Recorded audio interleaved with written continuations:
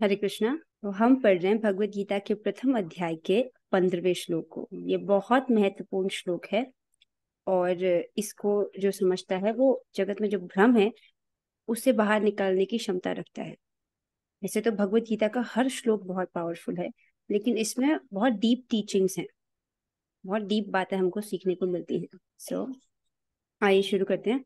पिछले क्लास में हमने 1.14 डिस्कस किया था, जिसमें हम ये जान रहे थे कि दूसरी ओर से श्वेत घोड़ों द्वारा खींचे जाने वाले विशाल रथ पर आसीन कृष्ण तथा अर्जुन ने अपने अपने दिव्य शंख बजाए।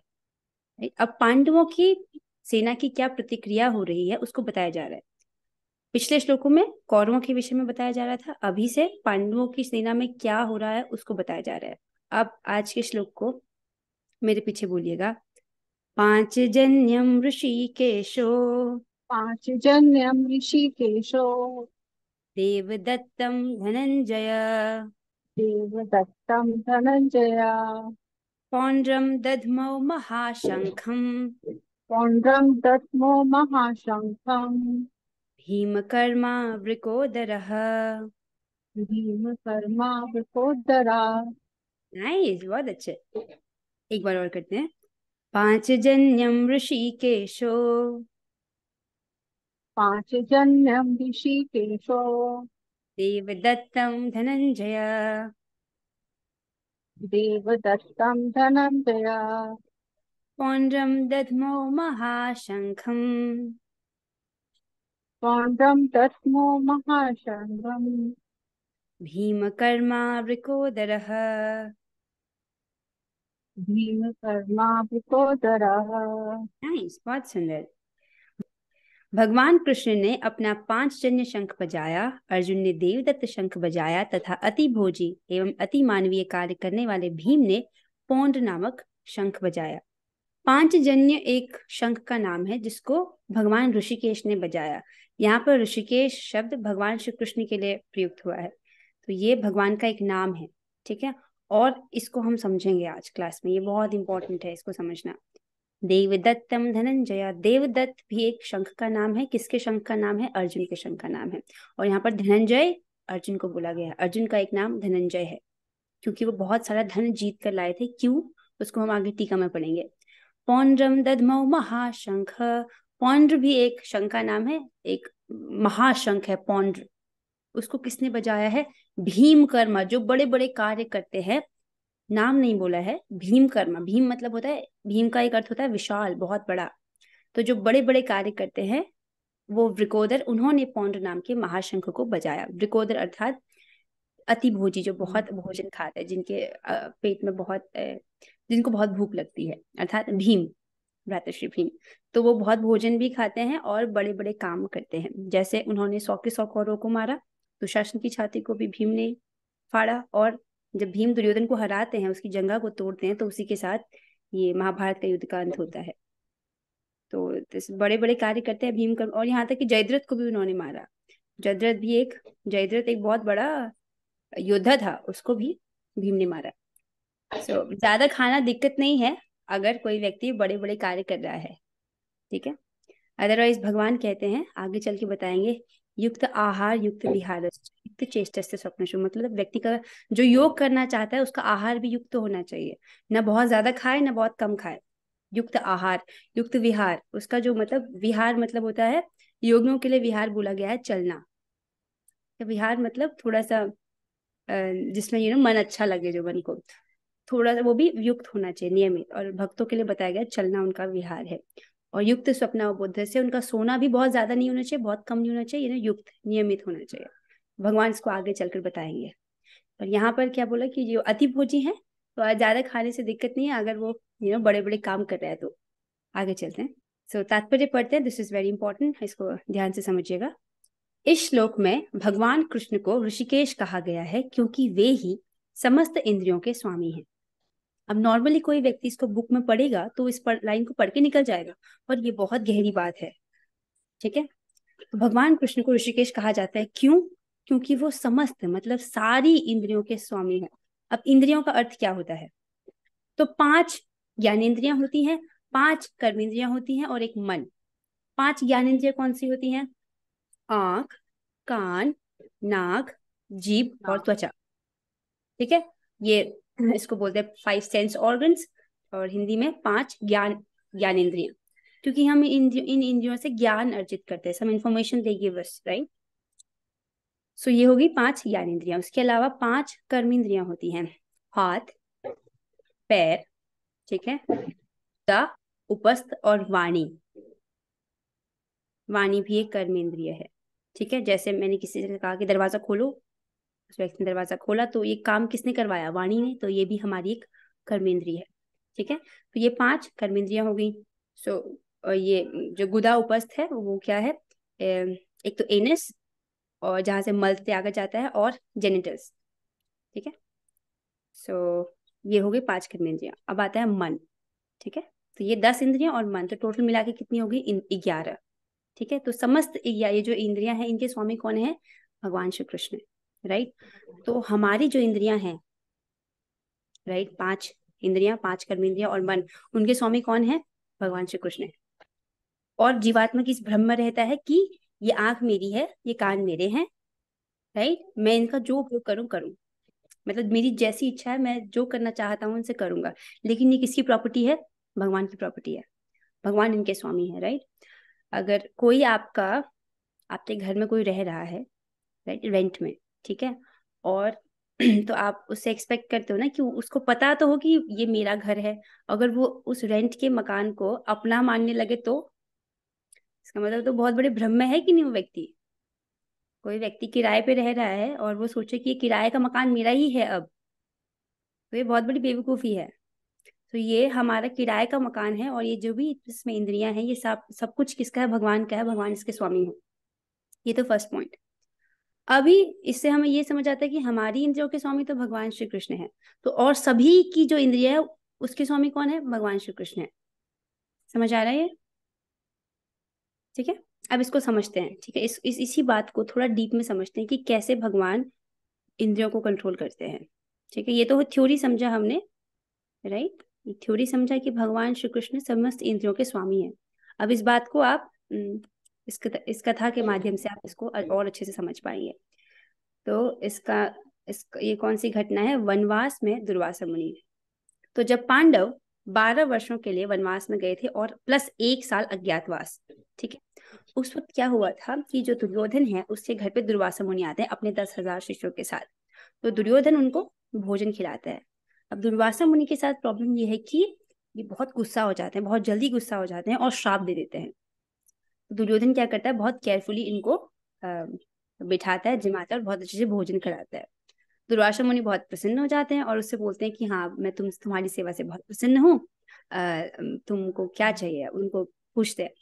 तो दुर्योधन कहता है कि मुझे आपसे कुछ नहीं चाहिए, बस जिस प्रकार आपने मुझ पर कृपा की है, मेरे घर पधार करके, मेरे महल में पधार करके और मेरी सेवा स्वीकार किया, उसी प्रकार जो मेरे भ्राता श्री हैं, कौन? युधिष्ठिर महाराज, आप उनकी भी सेवा ग्रहण कीजिए, वो भी बहुत प्रसन्न होंगे। अब ये दुर्योधन बहुत चालाकी से करता है, क्योंकि उस वक्त युधिष्ठिर महाराज जंगल में होते हैं, राइट, और दुर्वासा मुनि तो अपने 10,000 शिष्यों के साथ आ रहे हैं। तो जंगल में युधिष्ठिर महाराज कैसे इस प्रकार भोजन का प्रबंध कर पाएंगे? इस बात को दुर्योधन जानता था। ठीक है, इसीलिए षड्यंत्र पूर्वक उसने यही मांगा कि आप जिस प्रकार मेरे घर पर आए हो, उसी प्रकार आप युधिष्ठिर महाराज के घर पर जाइए। और वो कहाँ है इस वक्त? वनवास में है, जंगल में है। और हाँ, एक और चीज मैं आपसे बोलना चाहता हूँ कि आप संध्या के समय जाइएगा, ठीक है, जब द्रौपदी ने भोजन कर लिया हो। ठीक है, ये कहते हैं ओके, मतलब हम तभी जाएंगे। उनका कहना होता है ठीक है, हम जाएंगे उनके घर, और ये बहुत प्रसन्न होते हैं इस प्रस्ताव से। ठीक है, तो अब यहाँ पे, अब इसको यहाँ से देखते हैं। जब दुर्वासा मुनि अपने 10,000 शिष्यों के साथ राजा युधिष्ठिर के पास भोजन ग्रहण करने आए, तब राजा युधिष्ठिर अपने भाइयों और द्रौपदी सहित वनवास में थे, जंगल में रह रहे थे वो। दुर्वासा मुनि ने इस बात का तनिक भी विचार नहीं किया। उन्होंने बिल्कुल नहीं सोचा कि इस समय मुझे शिष्यों सहित भोजन कैसे दे सकेंगे। कोई जंगल में रह रहा है, उसकी खेती बाड़ी थोड़ी है, राइट, अनाज कहाँ से इतना सारा आएगा? वो उन्होंने बिल्कुल सोचा नहीं कि वो इस वक्त मुझे मेरे 10,000 शिष्यों सहित भोजन किस प्रकार करा पाएंगे। उस समय युवतियों में श्रेष्ठ पतिव्रता द्रौपदी को अन्न के लिए बड़ी चिंता हुई। द्रौपदी जी इस बात से बहुत परेशान हुई कि मैं किस प्रकार उनको खिला पाऊंगी। तब वह मनी मन भगवान श्री कृष्ण का स्मरण करने लगी और श्री कृष्ण तुरंत आ पहुंचे। कृष्ण ने कहा, इस समय मुझे बड़ी भूख लगी है, पहले मुझे जल्दी भोजन कराओ। वह बोली, भगवान, सूर्य नारायण के दिए हुए अक्षय पात्र से तभी तक भोजन मिलता है जब तक मैं भोजन न कर लूं। देव, आज तो मैं भी भोजन कर चुकी हूँ, अतः अब उसमें अन्न नहीं रह गया है। तो भगवान, तो सूर्यदेव ने इनको एक अक्षय पात्र दिया होता है। अक्षय पात्र जिसमें, इसको ड्रॉप कर दो। हाँ, जिसमें किसको अन्न दिया कभी होता है खत्म नहीं द्रौपदी? होगा। अब उसका भी नियम था कि अगर द्रौपदी जी ने भोजन कर लिया हो तो उसमें अब अक्षय पात्र में अन्न अगले दिन आएगा, अगले दिन तक उसमें नहीं आएगा। तो द्रौपदी जी कहती हैं, आज मैंने भोजन कर लिया है तो अब मैं किस प्रकार इनको भोजन कराऊं बाकी सबको, और अभी आप भी मुझसे भोजन मांग रहे हैं। तो वो कहती कि आज ये मेरे साथ क्या हो रहा है। उनको पहले अपनी स्थिति पर वो विचार करती कि मैं युधिष्ठिर महाराज की पत्नी हूँ, राइट। और एक समय ऐसा था कि मैं एक सम्राट की पत्नी हूँ, और सबको, हमारे पास बहुत सारा अन्न हुआ करता था एज ए क्वीन, और आज ऐसी परिस्थिति है कि मैं किसी को भोजन नहीं करा पा रही हूँ। तो उनको बुरा फील होता है, और अभी वो कृष्ण से कहती है कि और आप भी मुझसे अभी भोजन मांग रहे हो। ठीक है, तो उनको थोड़ा बहुत बुरा लगता है अपनी स्थिति पर। फिर कृष्ण उनसे कहते हैं, तो भगवान ने द्रौपदी से फिर अक्षय पात्र मंगवाया। उन्होंने कहा, अच्छा, जो तुम्हारा अक्षय पात्र लाओ, जरा मुझे दिखाओ। उसमें जरा सा साग लगा हुआ था। तो ये श्रीमद् भागवतम में है, उसमें साग की बात आई है। कई बार इसमें चावल बोलते हैं, पर श्रीमद् भागवतम में साग लिखा हुआ है, so we gonna consider it like that. उसमें जरा सा साग लगा हुआ था। उसे देखकर श्री कृष्ण ने लेकर खा लिया। वे मुनि लोग उस समय जल में स्नान कर रहे थे। तो मुनि लोगों ने कहा था कि आप भोजन की व्यवस्था कीजिए। युधिष्ठिर महाराज को कहा था कि आप हमारे भोजन की व्यवस्था कीजिए, हम लोग स्नान करके आते हैं जल में। ठीक है, तो उस वक्त वो लोग जल में स्नान कर रहे थे, और यहाँ पर युधिष्ठिर महाराज द्रौपदी जी को बोलते हैं कि हमको भोजन की व्यवस्था करनी है, दुर्वासा मुनि आए हैं अपने 10,000 ऋषियों के साथ। तो उस वक्त वो लोग जल में स्नान कर रहे थे। तो सहसा, जब जैसे ही भगवान ने ये साग का पत्र खाया, राइट, भगवान कहते हैं, अरे वाह, ये तो बहुत स्वादिष्ट है, इससे तो मैं बहुत संतुष्ट हो गया। तो जैसे ही भगवान ने वो ग्रहण किया, सहसा अचानक उन्हें पूर्ण तृप्ति का अनुभव हुआ। किनको? वो जो नदी में स्नान कर रहे थे दुर्वासा मुनि, उनके 10,000 शिष्यों के साथ, उनको भी पूर्ण संतुष्टि का अनुभव हुआ। उनको लगा कि हमने यहाँ तक खा लिया, गले तक। कभी कभी होता है ना, बहुत ज्यादा खा लेते हैं, तो उनको ऐसा महसूस हुआ।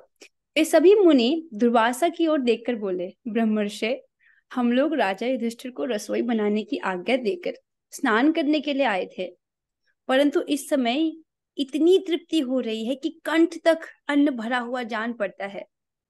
हम देख रहे हैं कि अतः कृष्ण के तृप्त होते ही दुर्वासा मुनि सहित उनके सभी शिष्य तृप्त हो गए। राइट, भगवान उस साग के पत्ते से तृप्त हुए, और कृष्ण के तृप्त होते ही दुर्वासा मुनि सहित उनके सभी शिष्य तृप्त हो गए। तो इससे पता चलता है ना, हमें भगवान ऋषिकेश हैं और वो सबकी इंद्रियों को कंट्रोल करते हैं, वरना ऐसा कैसे हुआ। राइट, वो संतुष्ट हुए और वो लोग भी संतुष्ट हो गए। राइट, क्योंकि सबकी जो इंद्रियां हैं उनके स्वामी भगवान श्री कृष्ण हैं। ओके, और इस बात को स्वयं अर्जुन कहते हैं। ये जो श्लोक है, कैंटो 1 चैप्टर 15 श्लोक 11, ये अर्जुन ने इसको बात को बोला था। अर्जुन क्या कहते हैं, वनवास के समय हमारे बैरी दुर्योधन के षड्यंत्र से 10,000 शिष्यों को साथ बिठाकर भोजन करने वाले महर्षि दुर्वासा ने हमें दूसरे संकट में डाल दिया, बहुत बड़े संकट में डाल दिया। क्या संकट था? अगर नहीं भोजन करा पाते तो महर्षि हमसे, तो ये जो मुनि है, ये हमसे क्रोधित हो जाते और हमको श्राप दे देते। ये था संकट। राइट, उस समय उन्होंने द्रौपदी के पात्र में बची हुई शाक की एक पत्ती का ही भोग लगाकर हमारी रक्षा की। नहीं? उनके ऐसा करते ही नदी में स्नान करती हुई मुनि मंडली को ऐसा प्रतीत हुआ मानो उनकी तो बात ही क्या, सारी त्रिलोकी ही तृप्त हो गई है। उन सभी को बहुत ही तृप्त, बहुत ही संतुष्ट महसूस हुआ। और फिर भगवान श्री कृष्ण भीम को आज्ञा देते हैं कि अब जाओ, तुम दुर्वासा मुनि और उनके शिष्यों को बुला कर लाओ। तो सहज विश्वास है, भीम जाते हैं नदी में, उनको देखते हैं, उनको बुलाते हैं, दुर्वासा मुनि अब आ जाइए, ऐसे करके। अब जो ऋषि है, ये दुर्वासा मुनि के हैं, उनके जो शिष्य हैं, वो भीम को देखते हैं और वो सोचते हैं कि चलो अब यहाँ से भागो, क्योंकि ये भक्त कृष्ण के भक्त हैं, इन्होंने हमारे लिए भोजन की व्यवस्था कर ली, अब तो हम बिल्कुल नहीं खा सकते। तो वो लोग वहां से भाग जाते हैं इस डर के मारे। क्योंकि एक और दुर्वासा मुनि का एक और खराब एक्सपीरियंस होता है अम्बरीश महाराज के साथ। दुर्वासा मुनि के पीछे सुदर्शन चक्र पड़ जाता है, तो वो पूरे ब्रह्मांड में घूमते हैं सुदर्शन चक्र से अपनी रक्षा करने हेतु, नहीं, लेकिन उनकी रक्षा हो नहीं पाती है जब तक वो अम्बरीश महाराज के, जो कि भगवान के शुद्ध भक्त हैं, उनके चरणों में नहीं पड़ते।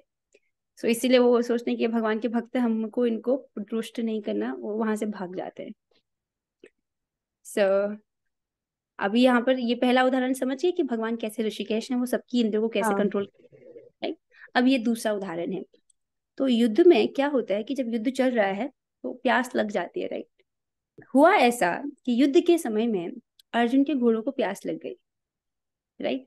तो वो क्या, उन्होंने क्या किया, उनको पानी पिलाने हेतु वो कहीं पर रुके और उन्होंने सोचा कि मैं इन घोड़ों को पानी पिलाता हूँ, तो रथ से उतरते हैं, राइट। अब आगे पढ़िए, यहाँ क्या बोल रहे हैं। तो अर्जुन इसको बोलते हैं, श्रीमद् भागवतम के अध्याय 15 श्लोक 15 में इस बात को अर्जुन बोलते हैं। क्या कह रहे हैं वो? अर्जुन ने कहा, जिस समय मेरे घोड़े थक गए थे और मैं रथ से उतरकर पृथ्वी पर खड़ा था, उस समय बड़े बड़े महारथी शत्रु भी मुझ पर प्रहार न कर सके, क्योंकि श्री कृष्ण के प्रभाव से उनकी बुद्धि मारी गई थी। तो जैसा कि हम जानते हैं, पांडव पक्ष का बल है कौन? अर्जुन, राइट। तो कौरवों की स्ट्रेटेजी है, कौरव हर वक्त ये सोच रहे कि अगर हमने अर्जुन को हरा दिया तो पांडव सेना अपने आप हार जाएगी। तो कौरव सेना के सभी महारथियों का टारगेट कौन है? अर्जुन है। तो हर वक्त उनकी दृष्टि अर्जुन पर है, राइट। अब अर्जुन बता रहे उस समय कि जब मेरे घोड़े थे वो थक गए थे, राइट, उनको प्यास लगी थी, वो रथ से उतरते हैं, रथ से उतरते हैं। तो आपको नहीं लगता this is such a golden opportunity सारे कौरव सेना के महारथियों के लिए कि अब वो बहुत आसानी से अर्जुन को मार सकते हैं, घेर सकते हैं, क्योंकि वो रथ में नहीं है, रथ से नीचे उतर गए हैं, अपने घोड़ों को पानी पिला रहे हैं। सच अ वल्नरेबल सिचुएशन। तो अर्जुन यही बोल रहे कि उस समय बड़े बड़े महारथी शत्रु भी मुझ पर प्रहार न कर सके। इतने बड़े बड़े महारथी शत्रु थे जिनके दृष्टि के सामने थे अर्जुन, ठीक है, लेकिन वो अर्जुन पर वार नहीं कर सके। क्यों? क्योंकि श्री कृष्ण के प्रभाव से उनकी बुद्धि मारी गई थी। तो भगवान ने उनकी इंद्रियों को भ्रमित कर दिया, इसीलिए वो जान ही नहीं पाए अर्जुन कहाँ है और उनको मार नहीं पाए। सो ये भी एक उदाहरण है कि कैसे भगवान ऋषिकेश के रूप में इंद्रियों को कंट्रोल करते हैं, ठीक है। सो नाउ कमिंग बैक, तो अब ये लाइन आपको समझ आ गया होगा कि भगवान श्री कृष्ण को ऋषिकेश कहते हैं क्योंकि वे ही समस्त इंद्रियों के स्वामी है। तो हमारी जितनी इंद्रियां हैं, राइट, 5 ज्ञानेंद्रियां, 5 कर्मेंद्रियां और 1 मन, इनके स्वामी कौन है? भगवान श्री कृष्ण। और जिस प्रकार हमारे अगर सभी इंद्रियों के कृष्ण, सभी इंद्रियों के स्वामी कृष्ण के हैं, हमारी सभी इंद्रियों के स्वामी कृष्ण है, तो सभी की सारी इंद्रियों के स्वामी कौन है? भगवान श्री कृष्ण है, राइट। अब नेक्स्ट पॉइंट आते हैं, दिस इज डीप, इसको थोड़ा समझिएगा। सारे जीव उनके भिन्नांश हैं, अतः जीवों की इंद्रियां भी उनकी इंद्रियों के अंश हैं। तो प्रभुपाद जी इस डीप पॉइंट को यहाँ पर खोल रहे हैं। ये अध्याय 15 में भगवान इसको बताएंगे। ममेवांशो जीव लोके जीव भूत सनातन मनष्ठानि इंद्रियाणि प्रकृतिष्ठानि कर्षति। अध्याय 15 में इस बात को भगवान बोलते हैं कि जीवात्मा कौन है, तुम कौन हो, हम कौन है, हमारी वास्तविकता भगवान हमको बताते हैं कि तुम मेरे अंश हो। ममेवांशो जीव लोके जीव भूत सनातन, राइट। तो सारे जीव भगवान के अंश हैं, राइट। और इसीलिए इसलिए जीवों की जो इंद्रियां हैं वो भगवान की इंद्रियों के अंश हैं। ये बात समझ आ रही है क्या? क्यों ये बात गहरी है, इसको समझिए। इस जगत में जो लोग हैं वो इसी बात को नहीं समझते हैं। ये पूरा जगत भ्रमित है क्योंकि वो इस एक बात को नहीं जानता। लोग क्या सोचते हैं कि हम इस जगत में अपनी इंद्रियों को संतुष्ट करेंगे तो हम सुखी हो जाएंगे। लोग यही सोचते हैं कि किसी प्रकार से मैं अच्छा खा लूं, अच्छा देख लूं, अच्छा सुन लूं, अच्छे से सो जाऊं, अच्छे से आहार निद्रा भय मैथुन कर लूं तो मैं जीवन में सुखी हो जाऊंगा, ऐसा लोग सोचते हैं। क्या करते हैं? वो अपनी इंद्रियों को संतुष्ट करने का प्रयास करते हैं कि नहीं करते हैं? पूरी जगत इसी चीज में बिजी है क्योंकि वो क्या सोचते हैं कि मैं अपनी इंद्रियों को संतुष्ट करूंगा तो मुझे सुख मिल जाएगा, लेकिन वो गलत है। हम भगवान के अंश हैं और इसीलिए हमारी इसलिए जीवों की इंद्रियां भी उनकी इंद्रियों के अंश है। तो वास्तविकता क्या है कि अगर हम भगवान को प्रसन्न करने का प्रयास करें, उनको संतुष्ट करने का प्रयास करें, भगवान संतुष्ट हो जाते हैं, तो हम अपने आप संतुष्ट हो जाते हैं। ये रहस्य है। इस जगत में बड़े से बड़े करोड़पति क्यों ना हो, राइट, लेकिन इस रहस्य को नहीं जानते, इसीलिए दुखी हैं। वो अपने आप को संतुष्ट करने में लगे हैं। लेकिन रहस्य क्या है कि अगर हमको एक पेड़ को हरा भरा करना है, उसको संतुष्ट करना है, तो उसके जड़ में पानी डालना होगा, राइट। अगर उसके जड़ में पानी डालेंगे तो उसके पत्तों तक भी, जो कि उसका अंश है, वो भी क्या हो जाएंगे, वो उन तक भी वो पहुंच जाएगा, राइट। तो अगर हम भगवान की सेवा कर रहे हैं, भगवान हमसे प्रसन्न हो जाते हैं, भगवान हमारी सेवा से संतुष्ट हो जाते हैं, तो हम भी अल्टीमेटली हम भी अपने आप संतुष्ट हो जाते हैं। हमको अलग से अपने आप को सुखी करने का प्रयास नहीं करना होता है। आप जानते हैं, जब हम भगवत गीता पढ़ते हैं तो एक मन में एक विशेष संतोष का अनुभव होता है, राइट। भले मुश्किल लगे, लेकिन जब हम उसको पढ़ते हैं तो एक अलग संतोष महसूस होता है। क्यों? क्योंकि भगवान हमसे प्रसन्न होते हैं जब हम भगवत गीता पढ़ने का प्रयास करते हैं, इसीलिए, राइट। और वो संतुष्टि दिन में हम जो भी कुछ XYZ कार्य करते हैं उनसे नहीं मिलती है। यू नोटिस दैट, ठीक है। और यहाँ से इससे एक और चीज समझ आती है। ये जो उदाहरण है इसलिए भी समझाया जाता है कि जब हम भगवान को संतुष्ट करते हैं तो भगवान के जो जितने भी देवता है वो भगवान के अंग हैं, उनके अंश हैं, राइट। जैसे भगवान है, उनका कोई अंग है। जब हम भगवान की पूजा करते हैं, भगवान की सेवा करते हैं, तो बाकी सारे देवता भी उससे प्रसन्न हो जाते हैं और आपको सभी देवताओं की पूजा का फल मिल जाता है, right. So now coming back to this point, तो ये पॉइंट बहुत डीप है, राइट। अगर हम अपनी इंद्रियों से भगवान की इंद्रियों को प्रसन्न करने का प्रयास करते हैं, भगवान हमारे प्रयास से प्रसन्न संतुष्ट हो जाते हैं, तो हमारी इंद्रियां अपने आप प्रसन्न संतुष्ट हो जाती है। अगर व्यक्ति को ये रहस्य समझ आ जाता है तो वो सुखी रहेगा, वरना अपनी इंद्रियों को सुखी करने के पीछे भागेगा तो कभी भी संतुष्ट नहीं रहेगा। ये बात दिमाग में घुसनी चाहिए, ठीक है। अभी जो सेकंड पॉइंट है, क्योंकि इसको हम अगली क्लास में डिस्कस करते हैं, ठीक है।